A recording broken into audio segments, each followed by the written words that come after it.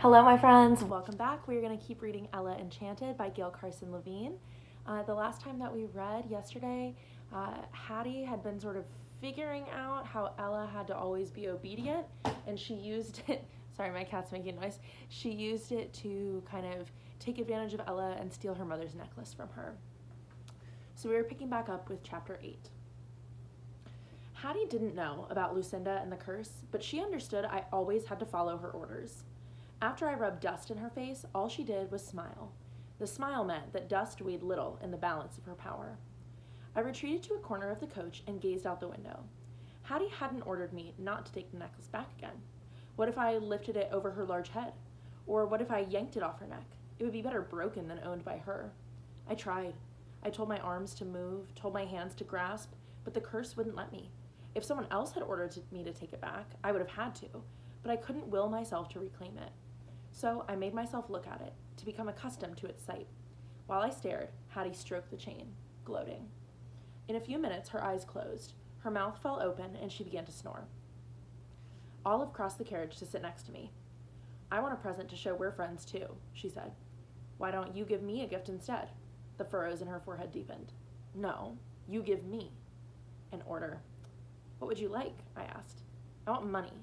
Give me money. As he'd promised, Father had given me a purse of silver KJs. I reached into my carpet bag and pulled out a coin. Here you are. Now we're friends. She spat on the coin and rubbed it to make it shine. We're friends, she agreed. She crossed back to her former seat and brought the coin close to her eyes to study it. I looked at the snoring Hattie. She was probably dreaming of ways to order me about. I looked at Olive, who was running the edge of the KJ over her forehead and down her nose. I began to long for finishing school. At least they wouldn't be my only companions. In a few minutes, Olive joined Hattie in slumber. When I was certain both of them were soundly asleep, I dared to fetch Mandy's other present, the book of fairy tales, out of my bag. I turned away from the two of them to hide the book and to catch the light from the carriage window. When I opened it, instead of a fairy tale, I found an illustration of Mandy. She was dicing a turnip. Next to the turnip was the chicken I had watched her pluck that morning. She was crying. I had suspected she was fighting back tears when she hugged me. The page blurred because my eyes filled with tears too, but I refused to cry in front of Hattie and Olive, even if they were asleep. If Mandy had been in the coach with me, she would have hugged me and I would have cried as long as I liked. She would have patted my back and told me, no, those thoughts would make me cry. If Mandy were here, she'd tell me why it would be big, bad magic to turn Hattie into a rabbit, and I'd wonder again what fairies were good for. That helped. I checked to make sure they were still sleeping. Then I examined the next page. It showed a room that was probably in King Gerald's castle because Char was there and the crest of Curia was painted on the wall above a tapestry. Char was talking to 3 of the soldiers who had been in the ogre's guard at the menagerie. I puzzled about the meaning. Maybe an explanation would follow.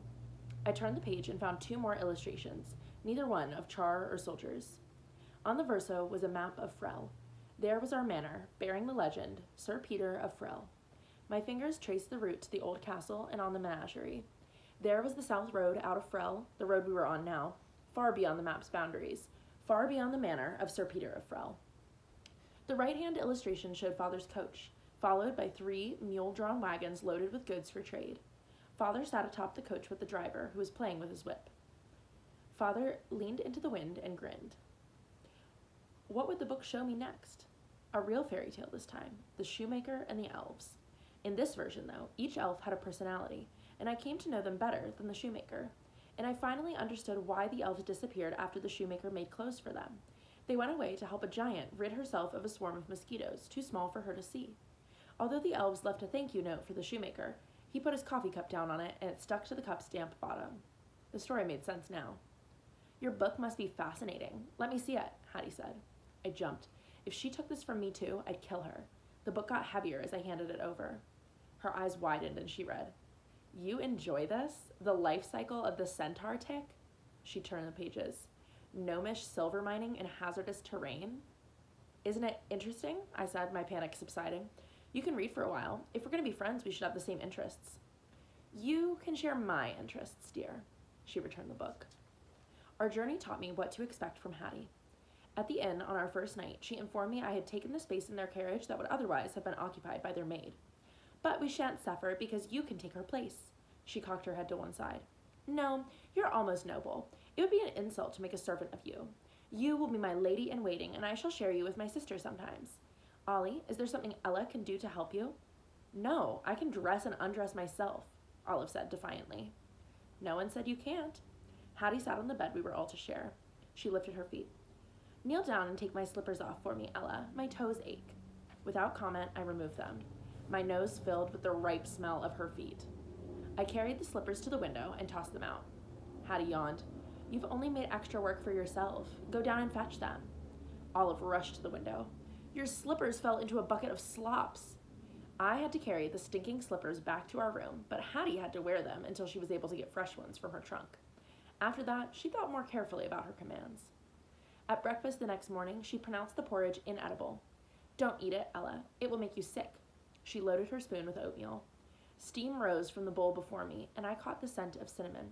Mandy always put cinnamon in her porridge, too. Why are you eating it, if it's bad? Olive asked her sister.